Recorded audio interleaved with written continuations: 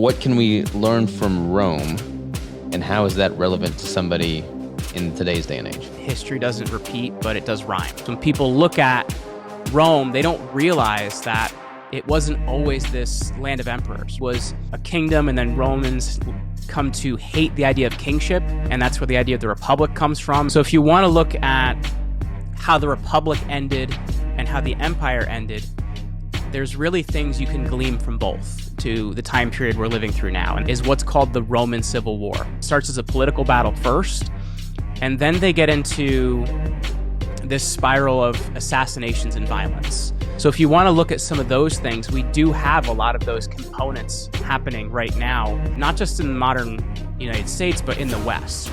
And we are live. Jeremy, how are you, sir? Hey, I'm doing great, brother. Thank you so much for having me. Hey, man, I'm excited to be chatting with you. So, I don't do any prep work on my guests typically. You and I kind of have been in contact because you're with Command Your Brand, and I've used them over the years getting awesome bookings.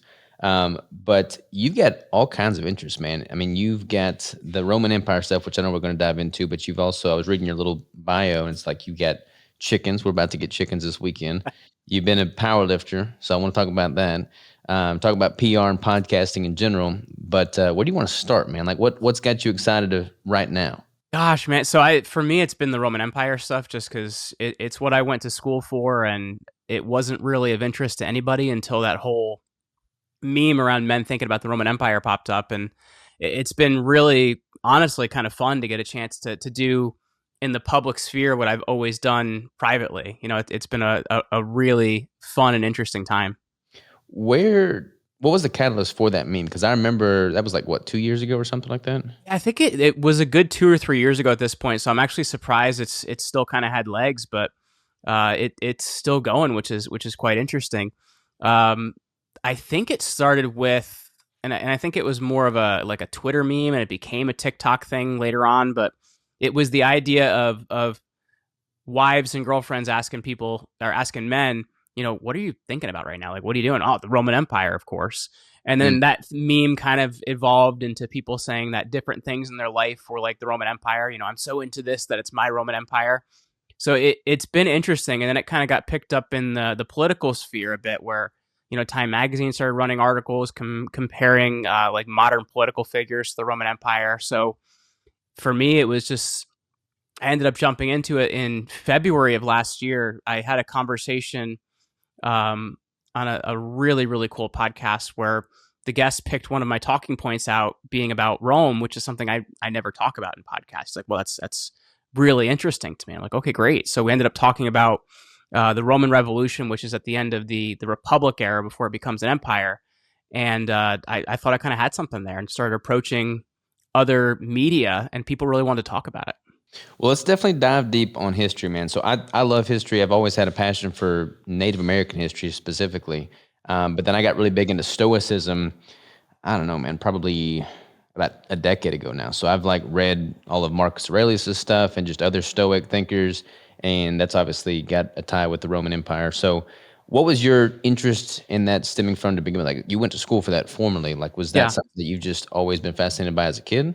So I've been somebody that's always been into history. Like, it was something in my house. My parents were always buying me history books. I was reading the classics. So Robert Louis Stevenson and stuff like that at 10, 11 years old. It was just something that was always done in my house.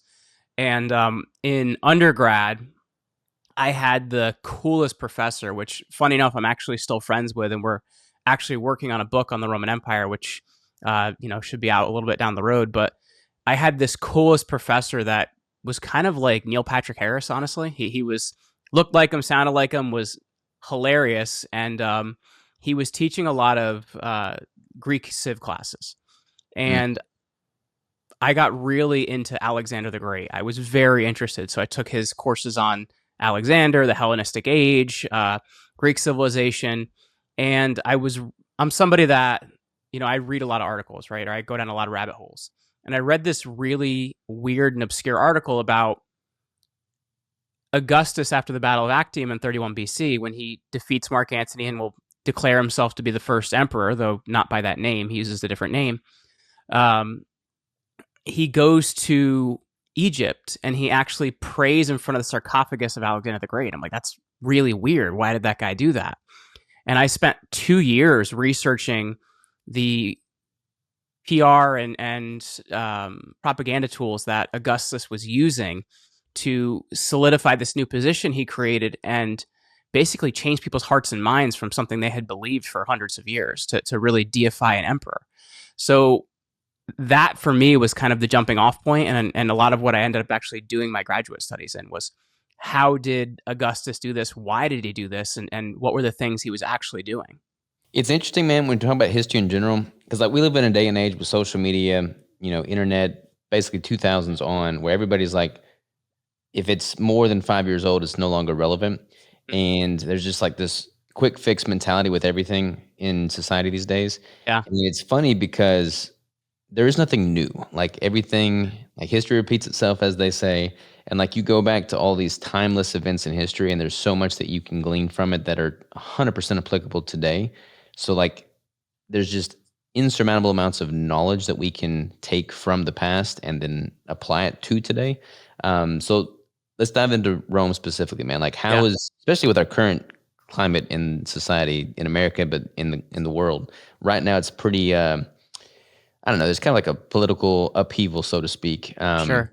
So what can we learn from Rome, and how is that relevant to somebody in today's day and age? So it's kind of interesting because I'm a big believer, Robert, in saying that history doesn't repeat, but it does rhyme, right? Like Mhm. you'll see similar patterns, but not the exact same thing.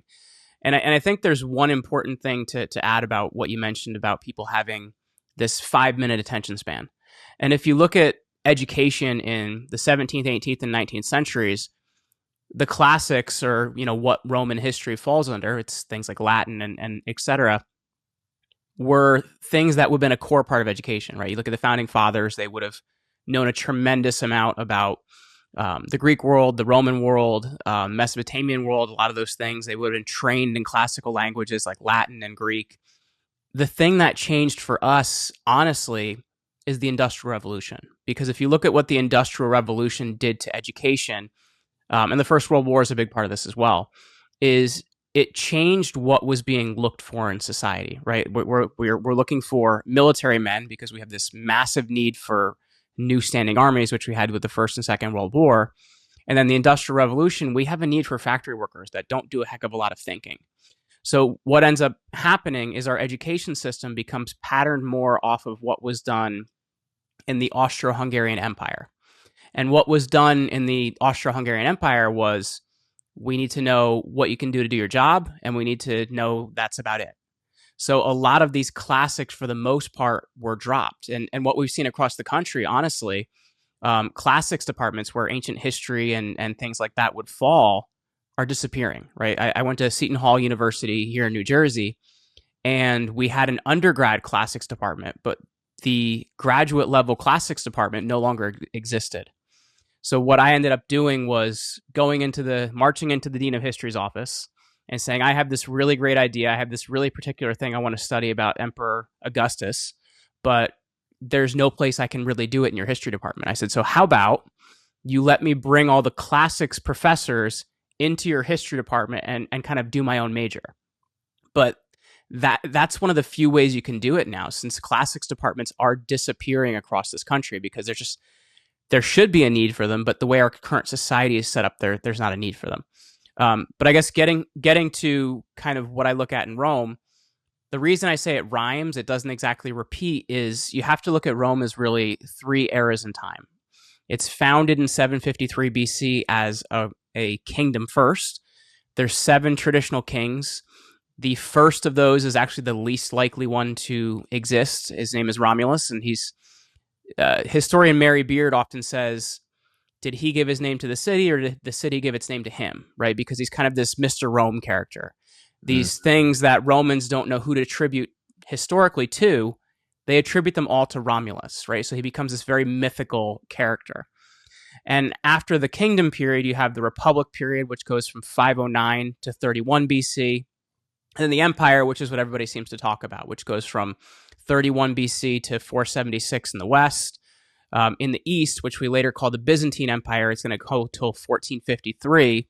But frankly, they would have called themselves Romans. So I think understanding that landscape first and foremost is really important, because when people look at Rome, they don't realize that it wasn't always this land of emperors, right? It was a kingdom, and then Romans come to hate the idea of kingship, and that's where the idea of the republic comes from. And then if you look at how the empire happens, it's really using a lot of propaganda to convince people that they don't actually live in a kingdom, but they really did at that point in time.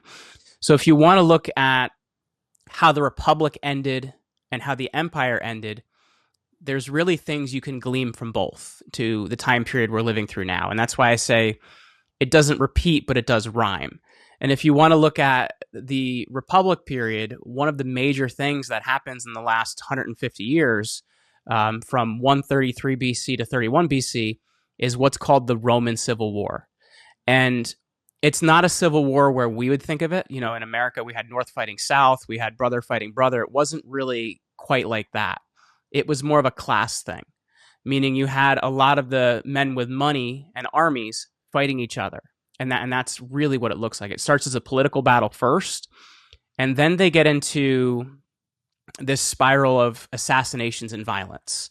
In 133, you're going to have a gentleman named Tiberius Gracchus, who tries to do a lot of reforms that would make things a little bit better for the Roman people that really weren't doing so hot. And he's assassinated by being beaten to death with the leg of a stool in the Senate chambers. And that's where political violence becomes a part of their everyday life. And so by the time you get to 31 BC, people were asking Augustus to be their first emperor, though they didn't realize that's what they were asking for, because this man brought them stability and ended this 100-year civil war they just lived through. So if you want to look at some of those things, we do have a lot of those components happening right now, not just in the modern United States, but in the West, right? You can kind of see Western civilization, how these things are happening. Now, if you look at the empire, there's the Decline and Fall of the Roman Empire, which was written by Edward Gibbon in 1776, and he gives about 200 different reasons why the Roman Empire fell. So obviously, that's a lot of different things, and he also had some political scores to settle with people in his time period, so you have to understand that and where he's writing from. But you really can take that and distill it down to three things. The first being that they destroyed their money. Romans had reached 15,000% inflation by 284 AD. They didn't handle their borders well, so as a civilization, they became less Roman, and they became less organized in a lot of ways. And then you also have central power crumbling, where no person was really able to run this empire because it had gotten so large, but also because political assassination became a big part of life. Emperors were living just a few years. And you even get by the time of I think it's like 274, somewhere around there, the current emperor, Aurelian, is assassinated after he reunites this empire that's fallen apart. And his reward for putting it back together is assassination by his secretary. So then at that point in time, the Senate decides, who's the next guy? Who are we going to get? And they find this gentleman named Tacitus, who's actually a distant relative of the Roman historian Tacitus. And he says, please don't make me emperor. I don't want to be emperor. It got to the point where no one wanted to actually have that power because what could happen to them. So if you want to look at where we are in history, there's a lot of these similar patterns happening. And that's why I think it's interesting to see how did they handle it and what did those things cause and what were the effects of them. But at the same time, what can we learn from our current world? I apologize. That was a little superfluous. No, this is good. Actually, before I ask this question, let me ask another one. Why do you think the emperor era is what is typically glorified in all media of today? That like you don't really ever see much on the Republic or the kingship. It's all about the empire. Why is that what kind of is popular? Well, I think a part of it is also a misunderstanding. If you look at a lot of the most famous Romans, they're actually part of the Roman Republic. You know, Pompey the Great, Julius Caesar. But oftentimes we get our history from movies and other things rather than what actually occurred.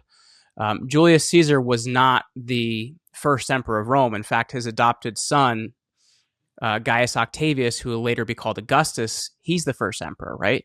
So Caesar kind of steps into this power vacuum. But if you look at this empire period, I think honestly, number one, because it was such a long period of time, you're going for about almost 500 years.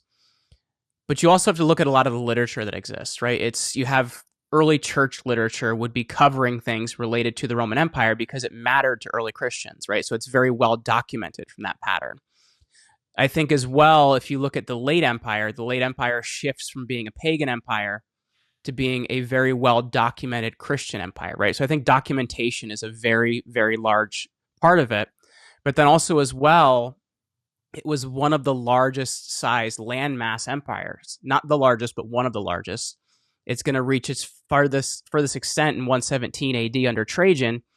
So people in history were interested, well, how did this thing that got so big fall apart? So it's been looked at in the Renaissance. It's been looked at in the Enlightenment period. It's been looked at in a lot of different periods. So I think that, to me, is why people end up looking at it, because it becomes this period of decadence and extreme expanse. And people want to know, how does that fall apart? How does that happen? Mm-hmm. If that book entails 250 some odd reasons why it fell, it's probably a myriad of all those to some extent for sure. Do you have a particular thought as to what the primary driver for the collapse was, or is it too hard to tease apart all the different factors? There's so many different factors you could go into, and every Roman historian would tell me I'm wrong, right? Because a lot of ancient history is interesting, right? Like modern history, we know what happened, we know exactly what occurred. Ancient history is a lot of opinion, right? Because there are only so many surviving sources. We have to piece a lot of things together. But if you want to look at it, one of the biggest things that changes in the late Republic, Rome in the 3rd and 2nd century BC, so we're looking at like the 200s and 300s, goes through the Punic Wars. So the Roman society overly militarizes in order to beat Carthage. And one of the things that's going to change in that time period is you go from a standing citizen army, more like our National Guard, to a very militarized society. And that's going to be accentuated in the 1st century BC when a gentleman named Gaius Marius changes the military dramatically and makes it a standing army. So what ends up happening is, before that time period, it really mattered to people what they were doing for Rome. After that time period, it matters to them what are they doing for their commander. So that's going to be something that changes how the military functions. It's going to change a lot of daily life. And that will be one of the major threads later on that will start to bring its demise. Because if you look at how inflation happens, it happens much differently than how we see it, right? For us, it's ones and zeros in a computer. For Romans, it would have been a real physical thing, right? Because they would have these, I actually have some next to me too. Like, I don't know if you can see this here. That's a Roman coin. I don't know if it's Mm-hmm. So they would have these physical coins. That's a Roman bronze coin from the 3rd century. But the way that inflation would work is they would actually take off pieces of their coins and replace them with less valuable metals. So you have a coin that in the time of Augustus in the 1st century AD that would have been 95% pure silver. By the time of Aurelian in the 270s, it's 5% silver. So it's a real physical thing that people realized their money was losing value. And the thing that drives that, honestly, is military pay. Because since a commander could now become emperor by the power of his military, well, you have to pay them better, right? So you have in 193, the emperor that comes up at that time actually doubles the pay of the military. And you're going to have that process continue. As well as, if you look at how the Roman Empire functioned, it had a very big welfare component to it. And this starts during the time of the Gracchi brothers, but will become a lot more standard during the time of Julius Caesar. Every person in Rome was promised a certain amount of grain. So you have military driving inflation. You also have this grain driving inflation. And one of the things that allows Rome to expand like it is is they had this perfect climate period. It was called the Roman climate optimum. It goes from about 200 BC to around 200 AD. And in the later empire, most of the grain is going to come from the east, and it's going to come from Egypt and areas like that. But what ends up happening is, as the climate changes, what would happen is the Nile would flood every year, and that flood water would make the Nile Delta very fertile and a great place for growing grain. But you're going to have around 250 AD, the Nile doesn't flood that year. And it's going to stop flooding as consistently as it did. So now there's less grain. So grain prices double, triple, quadruple, and you have to feed all these people, and the prices are skyrocketing. So it's a really interesting kind of way to look at things, that military power really drives it, but also the fact that they have this promise to feed everyone is a really major part of it as well. So massive overhead increases and Yeah. inflation, obviously, and governmental subsidies, basically Yes. primary drivers to the collapse. Yes. Another good argument for not eating grains, right? Just go keto and avoid the grain. You could do that too. It's funny too. Have you ever heard of the word decimation? Yeah. So the word decimation, it comes from the Latin decem, meaning 10. And when the military didn't win a battle or didn't obey their commander, what would happen is the commander would pull out every 10th man and basically kill them in front of the group. And then he would then force the rest of the army to eat barley. And the reason he would do that is because barley would give them more gas than the grains they were eating. So they would have 10% less men, and they all be farting up a storm, I guess. I guess. So, interestingly enough, I mean, I'm not particularly getting political on the podcast, but I would be curious with the current trajectory of the U.S. as it's been. I feel like there's just been so much volatility in the U.S. as of the last 10 years, really. But when you look at what kind of trajectory we're on now, and you contrast that with what you know about the rise and fall of the Roman Empire, like, do you feel like we are now starting to move in the right direction, or do you feel like we are trending downward? So here's my concern, right? My concern is, if you look at it, economics drives everything. And what is our national debt now? Is it like $34 trillion or something like that? It's some obnoxious number. Yeah. So the thing you have to consider is our money is losing value every single day, right? You can go do the same car repairs now that you did 10 years ago, and the price is going to be, if not a third more, it's going to be almost double. And it's not because those repairs cost more, but it's because your dollar is worth less every single day. So to me, if we don't solve monetary problems, we're not in good shape, right? Because the thing you have to consider is, for Romans, as I mentioned, inflation was a very physical thing, right? It was a coin that was being broken down into smaller pieces and different types of metals. For us, it's done in a computer, right? You know, if you look at what's done here, they call it quantitative easing. And that's a fancy word for meaning they printed more money. And if you want to look at the money supply, it's tracked in different printings. And the most recent printing was started around 2020. And about 80% of all dollars in circulation were currently created after 2020. So that's the thing I would really be concerned about is what's happening monetarily. And honestly, that doesn't seem like it's getting better, right? It doesn't seem like it's improving. Sure, gas prices have went down a little bit, but at the same time, I run a business, you run a business. My prices have had to more than double from 4 years ago. My costs have skyrocketed. And those things aren't that much more expensive. It's just the fact that our money doesn't go as far. So unless we figure out a way to reform that, I would be pretty concerned about where we're headed, honestly. Do you put much hope at all in the fiat currency, or are you kind of like all in on Bitcoin? So I don't know. I guess I'm too much of a conspiracy guy, Robert, on the whole Bitcoin side of things. It really kind of wigs me out that nobody actually knows who created it. It's just written in this white paper. And, it could be the CIA, it could be the IMF. Like, we don't know who actually made this thing. So that does worry me. I'm somebody that I like physical assets a bit more. Yeah. So we tend to put our money in gold and silver because those are things that have held their power for thousands of years, and they will for thousands of years more. And if you look at what the Eastern Roman Empire did to solve their currency problem, you're going to have a guy that's going to become emperor in 312. His name's Constantine.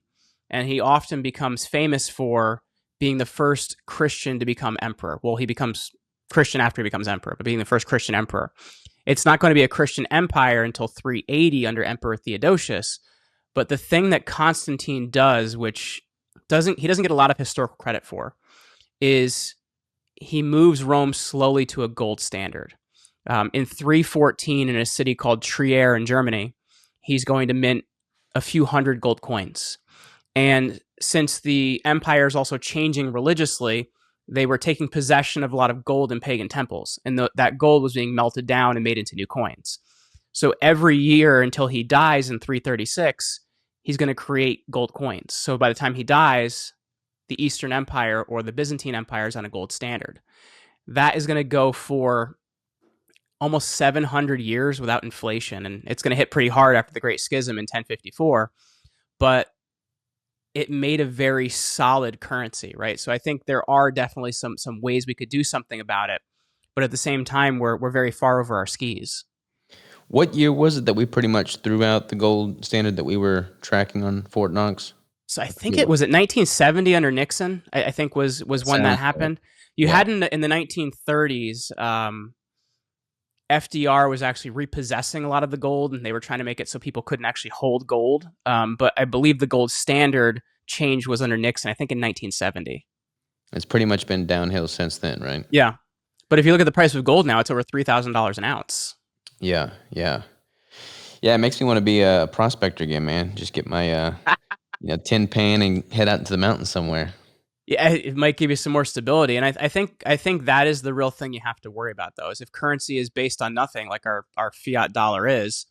It's why we put so much attention on the Middle East, because if anything happens with oil, then our dollar is ruined, right? Because it's totally the price of oil is based on it. Yeah, it is weird, man. It's like everybody's got a different take on this. I mean, I don't trust the powers that be any further. Nor do I. Throw them, but at the same time, it's like the way we're operating now. Like, they don't win if it all falls apart either, Correct. So like, nobody wins. We all lose if everything goes into a collapse. So I don't know, man. It's scary times. Like, I'm glad I'm self-sufficient. Like, I'm glad I got food in the freezer, so to speak, Well, you don't have to worry about those grains either, so you're saving some costs there. That's true. That's true. Let's dive into Alexander the Great, man, because you did quite a bit of your study on him specifically, right? So what just kind of give us like a high level view of his journey, and then like what are some of the things that lesser known facts that people should put more stock in, I guess. So he's a very interesting character. He's the son of Philip II, who I like to call the one-eyed cycloptic leader, because he had one eye.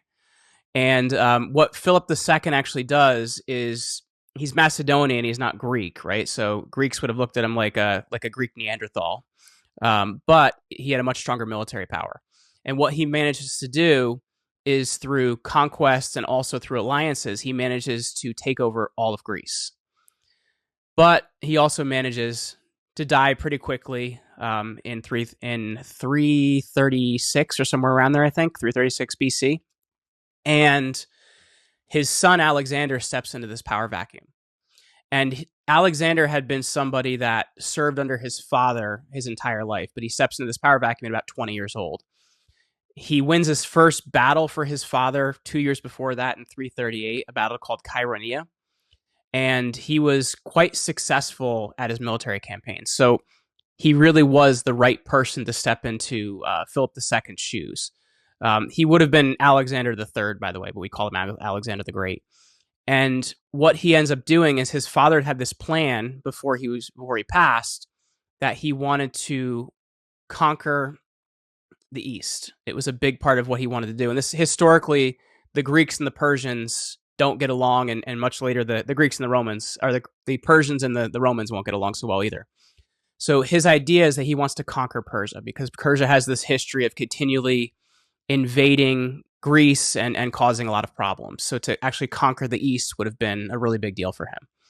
So Alexander decides he's going to fulfill his father's mission, and he's going to go conquer the East. And he's quite successful at it. He manages, after just a few years, to conquer Babylon and take a lot of the East.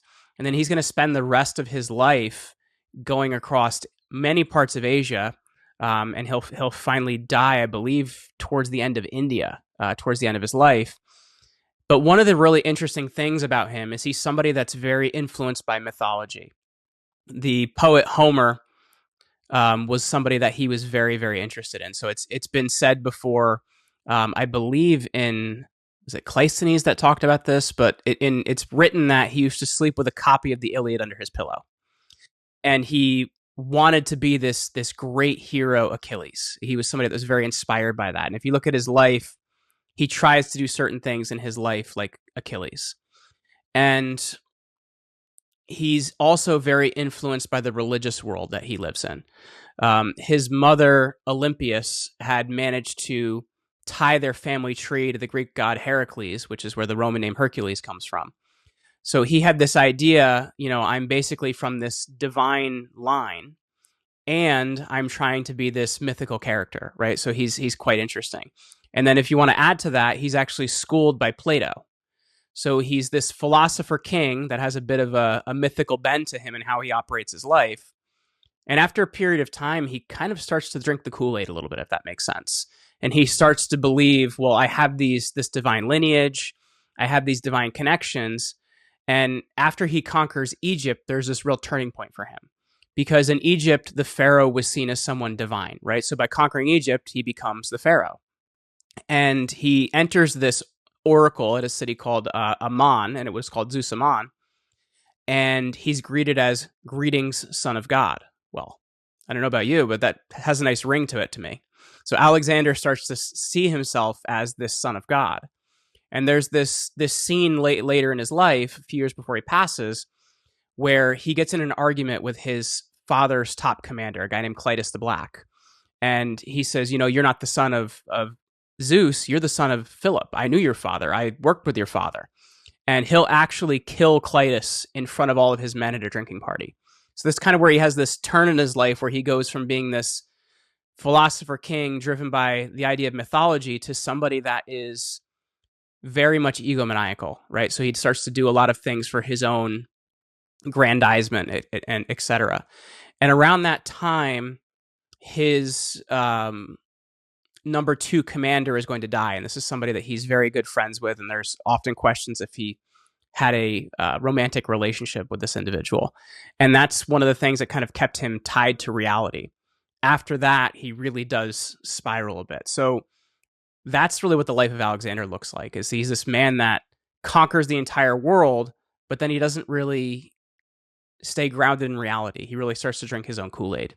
Now, one of the problems he has, and this is really important, not just in the ancient world, but in the medieval world, is he doesn't have a real successor, right? He doesn't have somebody that is old enough that if something happened to him, they would be able to take over the throne. When he's in Bactria, which is modern-day Afghanistan, he marries a woman named Roxana. And with Roxana, he has a child that will be called Alexander the Fourth. And that was basically the person that I guess he thought was going to take over his empire. But on his deathbed, with all of his men crowded around him, he's asked by Ptolemy, who will later control Egypt, "Alexander, who will take over your empire?" And he says, "To the strongest."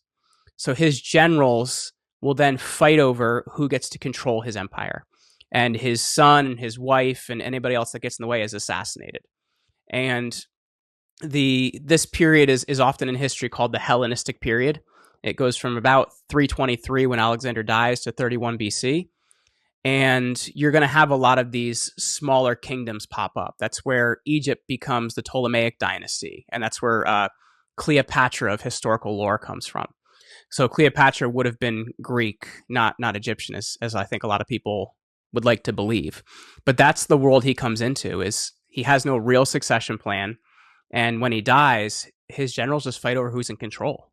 Did he intend for his son to actually be in control, and then he just said "to the strongest" without really thinking? Like, what was his actual intent, you think? Well, I guess the thing you have to consider is he's not really lucid at that time point either. He had some sort of infection or he was poisoned. We haven't exactly confirmed which of those it was, but he wasn't exactly lucid at that point in time. So he might not have been knowing what he was saying. historically it would have been important to have a successor, but one of the problems you would have is until that successor is old enough to actually rule, there would have to been a strong enough regent. Mm-hmm. And there wasn't really anyone strong enough to hold off all of these generals that each had their own individual armies, and wanted parts of his territory for themselves. So a good lesson in not letting ego become the enemy, so to speak. Yeah, no, I would agree with that, because at the same time, and as I said, it matters more to kind of the ancient world and the medieval world. If you look at Henry VIII, one of the reasons that Henry VIII goes through so many wives is because he didn't have a male successor. And it was really important to have a line of succession that was going to happen after you, or that would be the end of your dynasty. Yeah. Interesting, man. I'm a little nerdy, man. No, this is cool. Like, honestly, I'm super impressed. Like, people that are really into history, like their ability to just have data recall on dates and names blows my mind. I mean, it's impressive. And on a scale of 1 to 10, if you compare me to other history people, I'm probably like a 4. So, you know. No, it's cool, man. And you did quite a bit of studying on like Roman Catholicism specifically, right? Well, so my undergrad degree is in Catholic theology. Okay, what was the motivation behind that? I went to Catholic grammar school, high school, college, and it was always just a big part of my life. And I think the spiritual part of us is a part that really matters. And I think, especially in our modern day and age, has gotten ignored a lot. You know, we've been told man is mud and man doesn't have a soul is what psychiatry and a lot of these other things have tried to tell us. But I think the spiritual aspect of who we are is really important. And that's, for me, why I wanted to share that with others. Totally. Give us a little history overview on organized religion, kind of like the uprising of the Roman Catholicism religion, and then modern day Christianity, and just how all that tied into Rome at that day and age, and then kind of how that brings us to today. Because there seems to be like this big divide between the Catholic belief and Protestant belief. Like, give us the historical view of that. Okay, so I'm going to do my best here, because obviously I'm not an expert in all the history of it. But if you want to look at Jesus was likely actually born in the year 3, which is kind of interesting. There was a monk that was probably off by about 3 years in his math when he was putting together the timeline. So he would have lived in the time of Emperor Tiberius, who is he's the stepson of Augustus, right? So he's the second emperor, and he dies somewhere around 30. Then you could think, because he's supposed to be about 33 years old, so he dies somewhere around the year 30. So then you're just about to the time of Caligula, is if you want to plant yourself on a kind of historical timeline here. So during that time period, the thing that Romans really struggled with is initially they couldn't tell the difference between Jews and Christians, right? It was seen kind of as a sect of Judaism, since most early Christians were Jewish converts to Christianity. So that's kind of going to be the first little bit of time. Then if you want to go to 64 AD, there's this great fire in Rome. And very oftentimes it's blamed on Emperor Nero. The phrase Nero fiddled while Rome burned didn't actually come from that time period. It came from the 16th century, when they were fighting over royal succession in England, and somebody in the House of Lords said, are we going to go after the wrong problem, like Nero fiddled while Rome burned? In actuality, he was in a city called Naples at that point in time on a vacation when the city burned.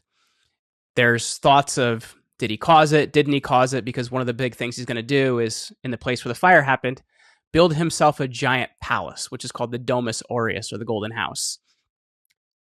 He blames the fire on Christians, right? So this is where Christians are going to come more into knowledge of others at that point in time, because Christianity had been quite a secretive thing.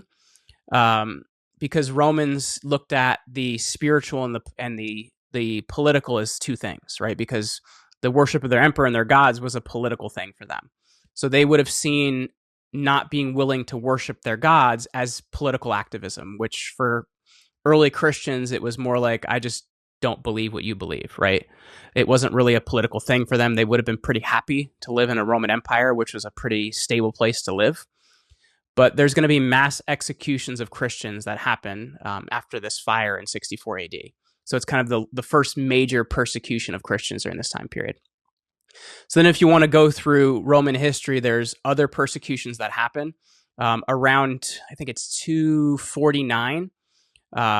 There is an emperor that his name's Decius, and he decides that the climate change that I told you about earlier that's happening and these barbarian invasions, well, the obvious only way to fix these is sacrifices, right? Because it makes sense to me, right?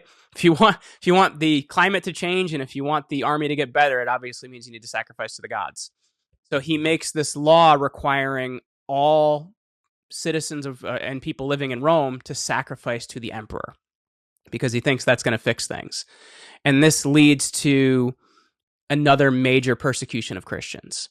Then if you get into the 280s, 284, you're going to have a new emperor named Diocletian. And he's this guy that basically sets up the new way the empire is going to function.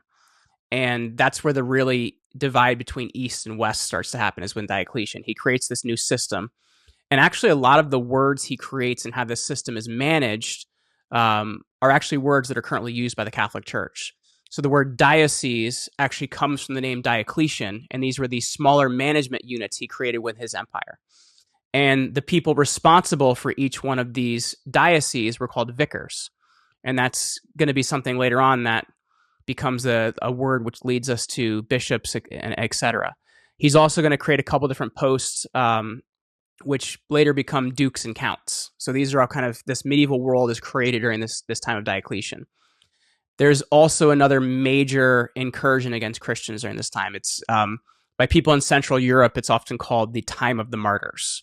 And there's a really big uprising against Christians. Now, there's a very big change in the year 311. There's a battle called Milvian Bridge, and that's where Constantine decides he wants to be the sole emperor, and he has to beat the other emperor. I believe his name was it Maximinus at that point in time? Maxentius, there we go. Maxentius was the emperor at that time. So he decides in order to become the sole emperor, he has to beat Maxentius. And it happens at this battle called Milvian Bridge. Now, the night before, he supposedly has this vision where he sees in the sky, under this sign you will conquer. And it's the Christian cross that he sees. So he has all of his men paint this on their shields, and he wins this battle. So after that point in time, he will start to live his life more as a Christian. Now, there's lots of different questions. Did he actually believe it? Didn't he believe it? But historically, we can say he started to favor Christians more in public life, giving them better political offices. He starts to help to organize the initial Christian church. There's a heresy after that point in that point in time called Arianism, and that was where they were debating on the true essence of who Christ was. Is he truly God, truly man? What is he? And they get rid of this Arian heresy during this point in time. So there's a lot he kind of does in kind of forming these early councils. The Council of Nicaea is going to be one of the first big ones, but he starts to help organize this kind of early church and put Christians more in political positions. So there's a bit more favoritism shown there. There's a lot of questions on if he's actually baptized or isn't he actually baptized, but the thought is he was baptized on his deathbed. And that was also because baptism was looked at differently in that time period. It was seen as wiping away all the sins for your life. So, do away all the bad stuff now and then, just kind of handle them before you die. So that was how Constantine handled that.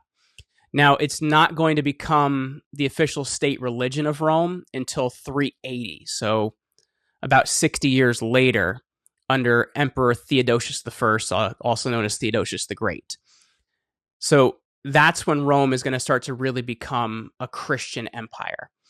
You're going to have a split between Eastern religion and Western religion, meaning the Orthodox versus Roman Catholic split. I believe that's around 1054 is when the Great Schism is. So that's when you start to have that happen. What was the catalyst for that? The catalyst for that was just different beliefs on how they worshipped. So in the East, the pictures and things that they used, they were called icons, were a very big part of religion. But in the West, they would have seen that as blasphemous. So there's a lot of major issues that become part of that. One of the big parts of that is who was their religious leader. So you're going to have the Pope, who's the guy in Rome, and then you're also going to have the Eastern leader who's in Constantinople. So that's the power centers are also a really big part of what drives this schism. So that's where kind of the divide between Orthodoxy in the East and Roman Catholicism in the West happens.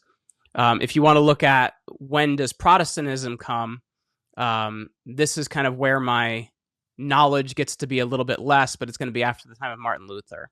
And then you can kind of go where, the Germans are first to kind of be Protestants. And then you get into the 16th century with Henry VIII, where England becomes Protestant because he couldn't get the divorce that he needed. And that's really kind of how you're looking at the current religious world that we live in gets established. Interesting. Man, like there's so much to learn here. Like we could literally spend the next 3 weeks just listening to you talk, and I wouldn't have even scratched the surface still. Well, because there's so much to cover, and I think that's one of the major struggles with conveying this type of history to people is you have to understand. Gosh, there was a Weird Al movie in the 90s. I don't know if you ever saw this. It's called UHF. Okay, well, it's a really funny movie. It's where Weird Al basically has a television channel, and one of the game shows, the thing that happens after you win is you get to drink from the fire hose, right? And that's what a lot of history can be like. Is like there's so much, it could be so overwhelming. It's like drinking from a fire hose, and the struggle for those of us that have history and understand it is, how do we make this in a way that's consumable for others, right? Like it's nice to sound smart, but if it's not helping people, it's not as useful. Yeah, I feel like, correct me if I'm wrong, but I would assume most people now, if they had like a historical question, they would just simply put it in ChatGPT or something and hope for the best outcome. And ChatGPT lies, man. Yeah. I've was trying to use it here and there to help me with like formats for interviews. And I don't know if you remember that fire that happened with that train in Ohio a couple years ago. Mm-hmm. So I asked it to help me outline an episode, and apparently it didn't have that news in its system yet. So it made up some fire that happened in Ohio that didn't actually happen. And I think that's one of the things you have to worry about, is because AI doesn't want to be wrong. So because it doesn't want to be wrong, it's going to try and give you what you're asking for, even if it's not real. Yeah, it's definitely a classic example of junk in, junk out kind of. And I feel like, I don't know, I haven't figured out the whole AI thing yet, but I would always, verify everything before I would use it as set in stone for sure. But you're probably using that a lot with what you're doing with the podcasting, the PR, right?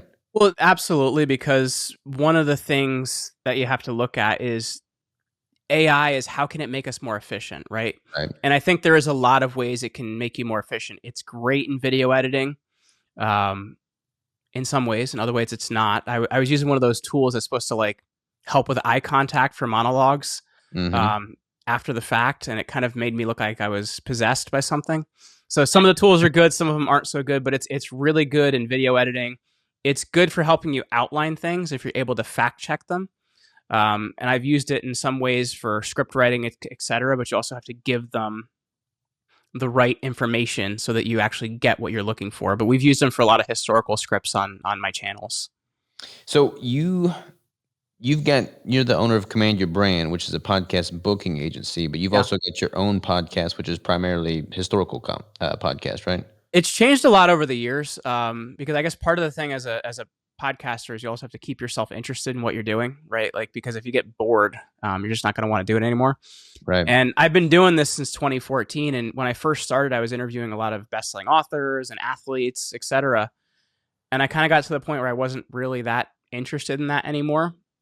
I got a little too into politics, which I kind of backed myself out of that because that kind of just makes you unhappy on a daily basis.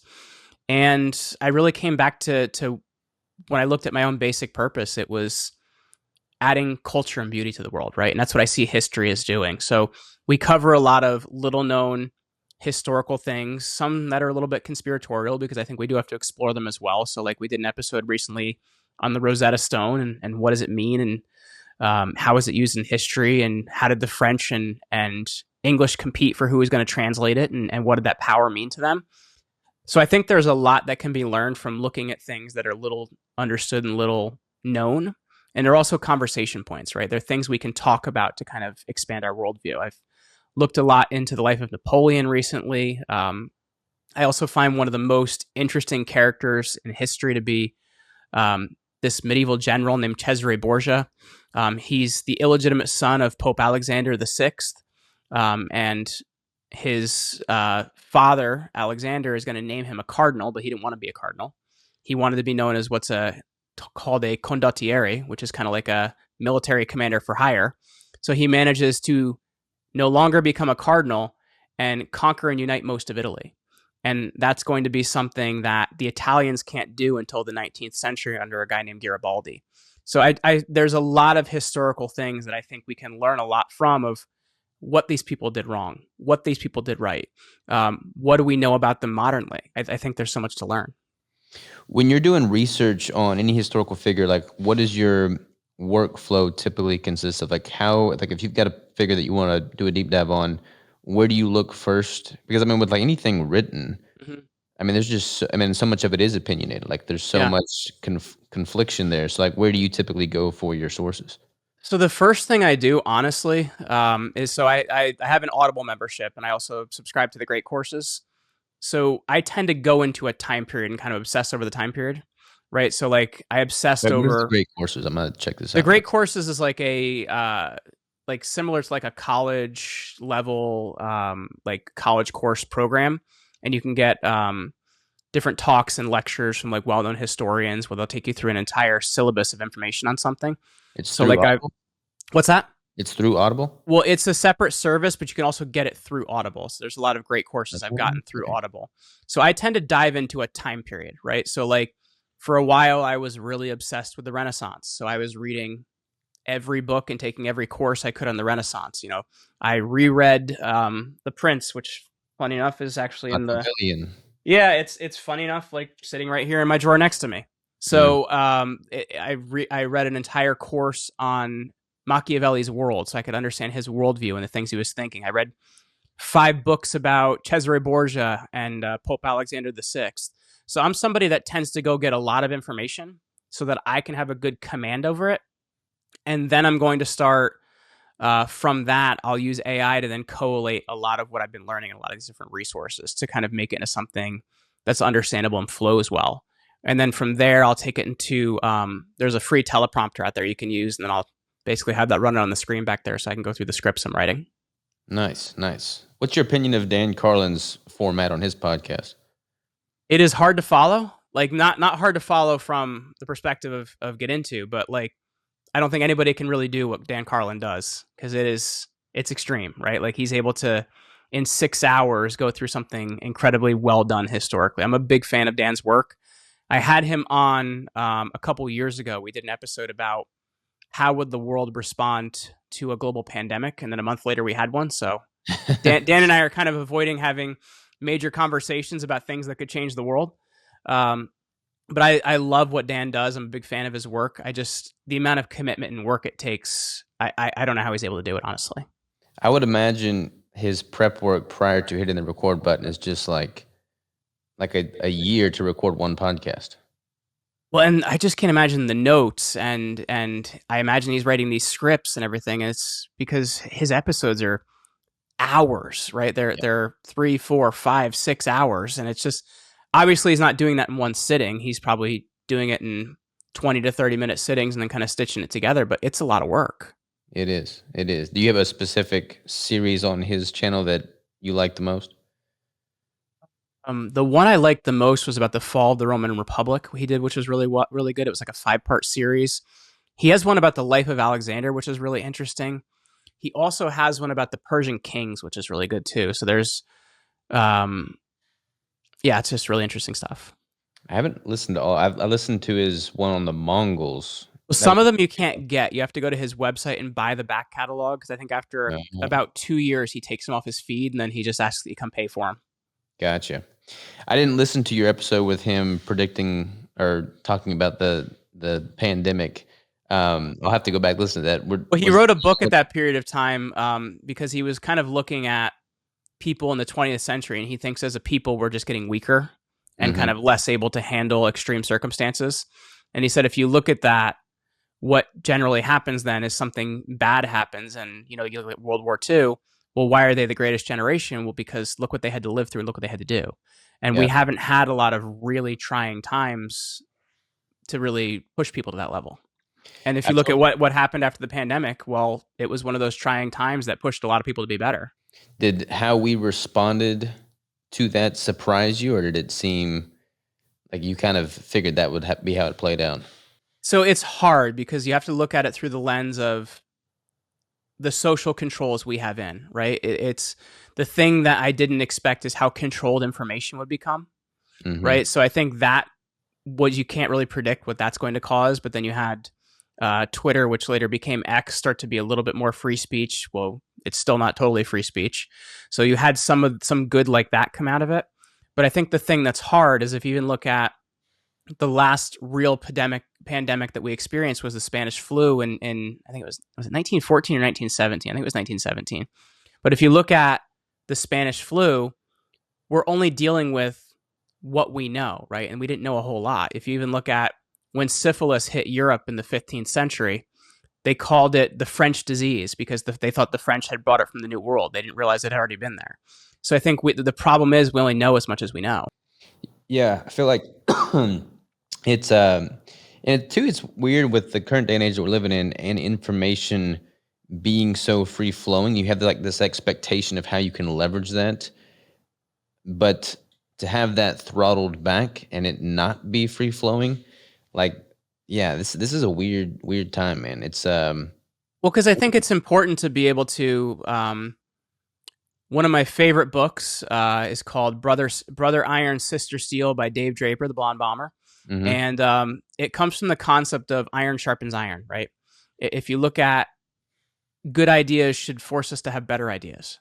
And if we can't discuss them, then we can't get to better ideas, right? Then we're just taking the ideas we're regurgitated to us. So I think that's what's really important is, maybe not everything's going to be right, but it's going to force us to have better ideas and to tell people that certain things can't be said. Well, that doesn't allow us to have better ideas. totally agree. Honestly, I mean, you've been podcasting for forever as well. I feel like being a podcast host has made me such a better communicator. I'm able to like recognize and be humble to the fact that I don't know everything and be just ultimately receptive to whatever it is I'm communicating with. I mean, it just makes you willing and able to learn and not because if you're a bad podcast host that's super stubborn, egotistical, like it's not going to be a good podcast episode. Like you have to be able to like bring somebody on who you know you disagree with and not be an asshole as you're talking to them. Well, and I think one of the hardest parts too is, I have things I'm interested in, you have things I'm interested in, and we definitely have to have that in our podcasts, or there's not really a reason for us to do it. But I think at the same time, you have to be able to take the viewpoint of why is someone listening to me? What are they hoping to get out of this? And I think if you can keep yourself in that frame of mind of what is my listener looking for and how can I help them, it is something that's going to allow you to do really well at this. But if you're not able to take that viewpoint, it's going to make it really hard. Totally agree. What's got you excited about the landscape of podcasting in general? Like, do you feel? I feel like a lot of people look at how many podcasts are on iTunes and be, oh, it's a saturated market. No sense in starting my own podcast. But as you and I both know, the vast majority of those have less than like 3 episodes. So when you look at podcasting as a medium, what do you think about its trajectory going forward? Well, there's a few things I'm really excited about. And, so I started in 2014 and there were 250,000 podcasts when I started. And I think now the last number I saw was around like 4 million or something like that is where we're at now. Now, if you look at that, it's only like 18% of those are actually active. That means that they're actually producing shows. So we're still not around a high number of active podcasts out there, right? If you're looking at what's out there. So I think at the same time, there's a lot of ground for people to get into, right? So to me, it's kind of interesting that it's still something that's really open for more ideas to get into. The other thing as well is honestly, it's still not that censored, right? It's there's still an ability to talk about a lot of things. And it's long form conversations, right? Because if you look at most media is a 5-minute clip if you're lucky. If you're really lucky, it's a 10-minute clip. That's not enough to really expand an idea, right? Like I can't talk to somebody about the Roman Empire in 10 minutes. They're Yeah. going to be just really, really confused if I try and shove it all in there in 10 minutes. We've been talking for now. We can't really even talk about the Roman Empire in an hour. Yeah, I barely went into some things too. But it's like if you look at it, I think it's the ability to really flesh things out, right? Like why are Joe Rogan's episodes 2 or 3 hours? Because they're having really deep and in-depth conversations, and The interesting thing about that is it's a better show to you, the viewer, of who the person you're watching actually is. Because it's really hard to fake it for 2 or 3 hours, right? It's you can do it for those 10 minutes on your spot on TV, but it's really hard to fake it for 2 to 3 hours. You have to be who you are. So I think that's what's really interesting for the listener, the viewer. And to me as well, when I started, it was like 80% audio, 20% video. There weren't a lot of people doing it for a couple different reasons. Number one, you need like 5 different adapters to plug your microphone into your computer at that point in time. And we were all using call recorder on Skype on low bandwidth, and the video was grainy and terrible. So tools have become a lot better, and the quality has become a lot better, the ability to do things in high quality. So we've kind of gone the other way where you have like 80% of people doing some sort of video component now. So I think to me, that's what's really interesting is the definition of what is a podcast is really changing, right? Because now you have streaming services like YouTube and Rumble, and people are actually getting their streams now onto Roku TV and things like that. So it really is kind of opening up this whole new world of how people can get information. And I had looked up a stat, this was a couple years ago now, but if you looked at the primetime lineup of MSNBC, CNN, NBC, Fox News, and you kind of combine them, it didn't equal one episode of the Joe Rogan Experience. Mm-hmm. So I think it really is something people are driving to, and you can talk to a lot of people, right? And really source a lot of ideas and have some great conversations. And it's driven by what people want, right? If I do an episode and it doesn't do well because my viewers or listeners don't care about it, well, then I'm probably not going to do another episode on that topic, right? And it's different than people doing appointment television, waiting to see that show at that particular time because that's all that's on the 3 networks that exist. So I think we really are in this interesting world now where it's driven by what people desire to see and hear, and it's in long form. Yeah. No, I love it, man. I mean, this is by far my favorite medium to interact with my audience on. And I feel like, I don't know, it's just better. I enjoy it. I learn something from it every time I bring somebody on. I've learned a lot talking with you today, and it excites me. Like, it's just an opportunity to grow as a person, and people can be a fly on the wall listening to it and see if it resonates with them. I've only recently started doing the video. Like, this is episode 800 something. Yeah. And I've only recently turned on the video and been putting it on like YouTube as well. I'm going to start doing a lot more in-person studio recordings, like bringing people out here, because I want to try and capture more of that, real life intimate experience. But changes the dynamic a little bit. It definitely does. I just did a whole stretch where I was in Dallas and then Austin, where I did 3 different shows while I was out there. And I will say it changes the whole dynamic when you're actually sitting across from somebody. Yeah. And I feel like it gets them, I don't know, what I want to do is bring them out here and like put them through a workout, go for a run, grill a steak, whatever we do. Just like interact before we actually hit record. Because this is the first time you and I have talked, and you and I have been podcasting for a while, so we can talk comfortably with one another. But like, I don't know you, you don't know me. It'd be cool. Hey man, you have me out. I will deadlift with you, man. I'm definitely not where I used to be in my mid 20s. I'm a couple years from 40 now. But in my, what's that? You're a couple years from 40? I'm 38. Yeah. In my mid 20s, I was, I'm not a big guy. I'm 5'7". I was weighing in at 215, 8% body fat, deadlifting 635, squatting 705, and benching 455. Now I'm 175 pounds, right? So I'm around the same body fat number, but I finally got up, a 500-pound deadlift for the first time in a couple years the other day. I was hoping to get 4, man, but in that second one, I got 3/4 of the way up and I couldn't lock. So that's the end of it, I guess. 500 is a weird sticking point, man. Like, I've hit 500 on sumo, but like, I don't know. I do sumo. It's better on my back, man. Yeah, I've moved more to sumo. I still do conventional, but I'm stronger in sumo now, whereas I used to be stronger in conventional. But it's good that you're still lifting, though, man. Like, you still work out pretty routinely? Yeah, every single day, man. And then like today, this is usually the time I work out. So no, when I was talking to you today, I worked out early in the morning. We do not miss a day. That's the way to do it, man. Having some non-negotiables. Plus, it makes the day go by better. I mean, you're in age better. I mean, I would never have guessed that you're knocking on 40's door. You look, young, vibrant. Oh, trust me, I get carded for everything. That's not a bad thing, man. Not a bad thing at all. Well, shoot, man, I'm super appreciative of you, the whole Command Your Brand, platform. Y'all hooked me up with some awesome guests, and you're doing some awesome things personally on Thank your you. platform. So we'll have to keep this conversation going. I'll get you out here sometime in Yeah, person. you let me know, man. I would love to do a workout. Yeah, 100%, man. We'll grill a steak, do some deadlifts, and record another one and dive deeper into the Roman Empire. Yeah, sounds good. Where do people go to find out more about you and dive into your world, man? So if they want to come into my world, the best place to do that is like you said, we do really help people get on the right podcast and make the right impact. And I think the world we are in now, this is really the best way to get attention for your business and really to create that. But we don't want people to have their empires decline and fall like Rome. So I put together a really great resource called Command Your Empire, and it teaches you all the basic things you need to know to get out there, get more attention for your business from the podcast world. So if they go to commandyourempire.com, they can grab that free resource.